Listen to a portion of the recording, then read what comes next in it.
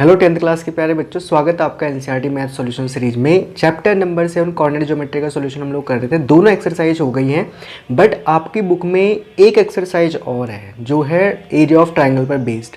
But अभी 2023 के syllabus के अकॉर्डिंग वो बोर्ड एग्जाम से हटा दी गई है, लेकिन सिलेबस जो आपका कंपटीशन का है वहाँ से उसको नहीं हटाया गया है। तो कंपटीशन के पर्पज़ से बहुत इंपॉर्टेंट है, इसलिए मैंने जो वादा किया था आपसे वो वादा मैं पूरा कर रहा हूँ। मैंने कहा था इस टॉपिक पर एरिया ऑफ ट्रायंगल पर मैं एक वीडियो लेके आऊँगा और वो वीडियो मैं आज बना रहा हूँ आप लोगों के लिए। तो बिना टाइम वेस्ट करे स्टार्ट करते हैं एरिया ऑफ ट्रायंगल। सो पहले हम लोग एक ट्रायंगल बनाएंगे। देखो इसको समझना आपको, ठीक है। फार्मूला बनाएंगे पहले, सबसे पहले, और फार्मूले के बाद हम लोग इसका जो है इस पर बेस एक या दो क्वेश्चन सॉल्व करेंगे। तो जैसे इसके वर्टिसेस हमारे पास है, ये एरिया हमारा ट्रायंगल है, इसका वर्टिसेस है ABC, और क्योंकि कोऑर्डिनेट ज्योमेट्री का क्वेश्चन है तो इसके वर्टिसेस के कोऑर्डिनेट भी आपको गिवन होंगे। लेट्स से ये है x1 y1 एंड दूसरा जो B कोऑर्डिनेट है हमारा, या जो B पॉइंट है वर्टेक्स है, उसके कोऑर्डिनेट है x2 y2, और जो C वाला पॉइंट है इसके कोऑर्डिनेट है x3 y3। ये तीन कोऑर्डिनेट हमें गिवन होने चाहिए। अच्छा, अब फॉर्मूला कैसे बनाना है इसके लिए मैं आपको ट्रिक बता रहा हूँ, वो याद रखना है। सबसे पहले आप क्या करो, इनकी साइड लेंथ के जो ये साइड्स है ना AB, ये आप क्या करो y कोऑर्डिनेट का डिफरेंस ले लो यहाँ पे। तो इस वाली साइड को आप लिखो, देखो ये y कोऑर्डिनेट A का जो है y1 है और B का y कोऑर्डिनेट है y2। तो यहाँ पे आपको लिखना है y1 माइनस y2 इस साइड को, ठीक है। अब आपने यहाँ पे देखना है BC में, तो BC में आप देखो B का y कोऑर्डिनेट है y2 और C का y कोऑर्डिनेट है y3, ठीक। तो इसी ऑर्डर में चलना है, ठीक है। अब इस वाले साइड में आ जाओ, आप AC में आ जाओ। तो C का y कोऑर्डिनेट था y3, इसमें आपको माइनस करना पड़ेगा A का y coordinate which is y1, आ गया y3 माइनस y1। तो ये हमारे पास तीनों साइड्स आ गई इसकी। अब एरिया ऑफ ट्रायंगल का फॉर्मूला कैसे बनेगा ध्यान से देखिए। यहाँ पर फॉर्मूला हमारा ऐसे बनता है, यहाँ पे ये याद रखना है। पहले तो आप लिखोगे हाफ, यहाँ पे हाफ आएगा, ये याद रखना है। फिर ए का जो x कोऑर्डिनेट है विच इज़ x1, दिख रहा है यहाँ पे x1, ठीक है। इसके साथ ब्रैकेट में एक क्वांटिटी आएगी। क्या आएगी वो क्वांटिटी? वर्टेक्स ए के अपोजिट जो साइड है उस पर हमने जो लिखा हुआ है ना, ये साइड लेंथ एक तरीके से जो हमने लिखी है y2 माइनस y3, ये इसके साथ आएगा। तो ब्रैकेट में आएगा यहाँ पर y2 minus y3। Now plus करेंगे यहाँ पर x2 का मतलब b का कोऑर्डिनेट। अब a से हम कहाँ जा रहे हैं? b में। तो b के साथ हमारे पास ब्रैकेट में आएगा b के अपोजिट साइड। b के अपोजिट साइड क्या है? y3 minus y1, y3 minus y1, ये हम लोग करेंगे।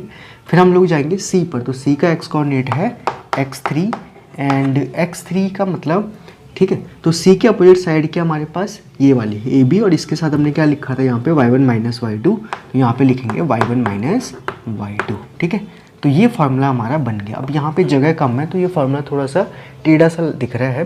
मैं इसको सही से लिख लेता हूँ, है ना, ताकि आपको क्लियर दिखे। हाफ ऑफ, और इसी बहाने ये रिपीट भी हो जाएगा। तो हाफ ऑफ x1 ब्रैकेट में क्या था? y2 minus y3 plus x2 bracket में है y3 minus y1 plus x3 and bracket में है y1 माइनस y2। इतना लिखना हमें, ठीक है। तो ये आ गया हमारे पास फार्मूला, ठीक है। तो आई थिंक बहुत आसान सा फार्मूला था, आपको याद हो जाएगा, ठीक है। चलिए तो अब ऐसा करते हैं, जो हमने अभी फार्मूला ड्राइव करा था ट्रिक से एरिया ऑफ ट्रायंगल का, इस पर बेस्ड कुछ क्वेश्चन हम लोग पिक कर लेते हैं। तो पहला क्वेश्चन सीधा सीधा है, वर्टिसेस आपको दे रखे हैं किसी ट्रायंगल के और हमें इसका एरिया निकालना है। सो जो हमारे पास वर्टिसेस दे रखे हैं वो है 2, 3। पहला जो वर्टेक्स है वो ये है, दूसरा है -1, 0, तीसरा वर्टेक्स आपको दे रखा है 2, -4। फार्मूला ऊपर मैंने लिखा हुआ है, लेकिन जैसे मैंने आपको पूरी कोऑर्डिनेट ज्योमेट्री पढ़ाते हुए एक चीज़ हमेशा बोली है कि कोऑर्डिनेट जो आपको गिवन होंगे उसके ऊपर x1 y1 x2 y2 आप जरूर लिखिए, ताकि आप फार्मूले में जब वैल्यूज पुट करेंगे तो मिस्टेक नहीं होगी, ठीक है। तो वही चीज़ हम यहाँ पे करेंगे। इनके ऊपर सबसे पहले क्या कर देंगे? x1 y1, यहाँ पर x2 y2 और यहाँ पर x3 y3 लिख देंगे। अब फार्मूले में हम वैल्यूज सीधे सीधे पुट कर लेंगे। तो area of triangle equals to हो जाएगा हाफ ऑफ x1 कितना है? देखो 2 यहाँ पर, ठीक है। अब आपको सीधे सीधे दिखेंगे, है ना, तो बहुत इजी हो जाएगा। y2 minus y3 that is 0 minus -4 plus x2 कितना है? -1 है हमारे पास, y3 माइनस y1 तो -4 -3 प्लस x3 कितना है? 2 एंड ब्रैकेट में आ जाएगा y1 minus y2 that is 3 -0। आगे तक अब इसको हम लोग सिंप्लीफाई करेंगे और वैल्यू चेक करेंगे कितनी आ रही है। तो हाफ ऑफ 2 4 जो 8 -4 -3 -7 इंटू -1 दैट इज +7 एंड 2 3 जा 6, तो 8 + 6 14 + 7 21/2। तो इसकी वैल्यू आ रही है 21/2 स्क्वायर यूनिट, क्योंकि एरिया हमेशा क्या होता है स्क्वायर में होता है, तो स्क्वायर यूनिट हम यहाँ पे लिख देंगे। तो इस तरीके से सीधा सीधा क्वेश्चन था। ऐसा क्वेश्चन पहले पूछा जाता था, अब नहीं पूछा जाएगा क्योंकि ये सिलेबस में नहीं है, लेकिन कंपटीशन में ऐसा कहीं पे कंडीशन आती है तो आप निकाल सकते हो, ठीक है।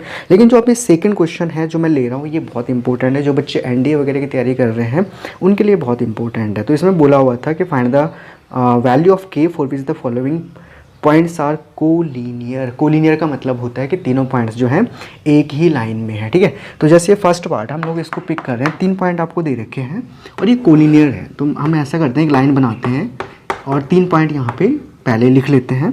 तो पहला पॉइंट है 7, -2, दूसरा है 5, 1 एंड तीसरा पॉइंट है 3, k। ये 3 पॉइंट आपको गिवन है और ये कोलिनियर है, तो इनके साथ पहले हम क्या करेंगे x1 y1 x2 y2 इनके साथ लिख लेंगे, ठीक है, ताकि हमारे लिए आसान हो जाए।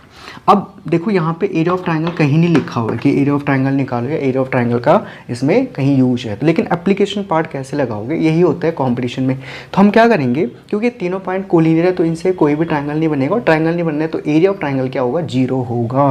तो यही है भाई इसमें ट्रिक है ना, एरिया ऑफ ट्रायंगल क्या हो जाएगा 0।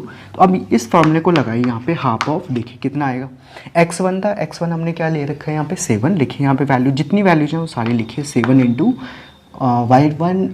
y2 - y3, सो 1 - k प्लस x2 आएगा 5 एंड फिर आपके पास क्या आएगा यहाँ पे y, ये x2 था, यहाँ पे आएगा y3 - y1 that is k -2 +2 हो जाएगा plus x3 that is 3 and y, तो यहाँ पे आएगा y1 - y2, तो यहाँ पे -2 - 1 आ जाएगा, ठीक है, दिख रहा है आपको y1 -2 था, y2 हमारा 1 था। तो आप इसको सिंप्लीफाई करेंगे, देखो हाफ तो क्योंकि राइट हैंड साइड में हमारा क्या था 0, तो हाफ जो है 0 के साथ कैंसिल हो जाएगा।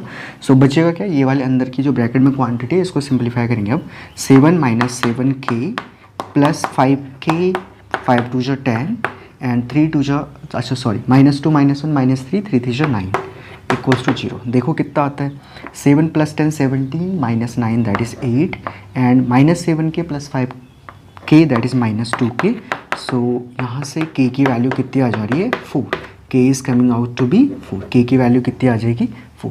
तो इस क्वेश्चन में अगर आप नोट करोगे कहीं पे भी एरिया ऑफ ट्रायंगल का जिक्र नहीं था, बट आपने क्या करा, एप्लीकेशन जो एरिया ऑफ ट्रायंगल का था वो यूज करा और इस तरीके से k की वैल्यू निकाली। तो कोलिनियरिटी प्रूफ करने में कई बार क्या होता है कि 3 पॉइंट अगर आप कोलिनियर प्रूफ करने हैं तो एरिया वाला ट्रायंगल, एरिया ऑफ ट्रायंगल का फॉर्मूला लगा के आप प्रूफ कर सकते हो, और अगर नहीं है एरिया ऑफ ट्रायंगल का तो कोई ना कोई ऐसे यहाँ पे, जैसे यहाँ पे k दे रखा था तो ऐसे कोई वैल्यूज दे रखी होगी, इसकी वैल्यू, इस कॉन्स्टेंट की वैल्यू निकालो। तो ये होता है इसका एप्लीकेशन पार्ट, जो बच्चे तैयारी कर रहे हैं उनके लिए बहुत इंपॉर्टेंट है, ठीक है। तो जैसे मैंने वादा करा था भाई आप लोगों के साथ कि मैं इस पर एक छोटी वीडियो बनाऊंगा, मैंने बना ली है, और जो बच्चे तैयारी कर रहे हैं आई होप उनके लिए बहुत इंपॉर्टेंट रहा होगा। तो फिर अब हम लोग सीरीज को जो है कंटिन्यू रखेंगे, सॉल्यूशन सीरीज को कंटिन्यू रखेंगे। तो नेक्स्ट वीडियो में मिलूंगा मैं आपको चैप्टर नंबर 8 के सॉल्यूशन पार्ट के साथ, ठीक है। तो मिलते हैं फिर नेक्स्ट वीडियो में, ओके।